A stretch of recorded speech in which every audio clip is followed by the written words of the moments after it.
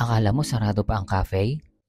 Hindi pa kami officially open pero may mga advance orders na kaming inihahanda. Ganito talaga nagsisimula ang umaga namin sa M&A Kitchen kapag may chance. Habang tahimik pa ang paligid, abala na kami sa paghahanda ng mga orders ng customers. Kagabi para sa ngayong umaga. Unahin na natin ang sausage sandwich. Toasted bread, mainit na sausage at fresh ingredients para sa siguradong sulit ang bawat bite.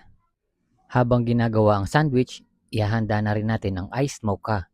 Just making sure na naipack ng maayos ang mga sausage. At this point, nakapagluto na ako ng coffee namin using our mocha pot. Then, chocolate, fresh milk, at ice. Simple lang pero isa ito sa mga paboritong orderin ng aming mga customers.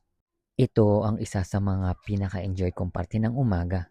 Yung makita mong unti-unting nabubuo ang bawat orders at alam mong may mag-uumpisa ng araw nila pagkatapos nilang kumain at inumin ang aming mga gawa.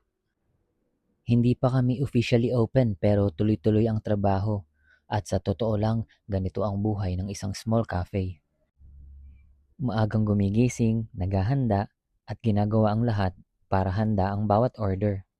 Kaya maraming salamat sa lahat ng patuloy na sumusuporta sa M&A Kitchen.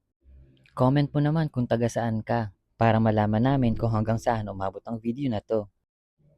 Comment mo na din kung meron kang gustong i-feature namin na drinks para sa aming next video. Kaya please like and follow our page for more. Maraming salamat sa suporta!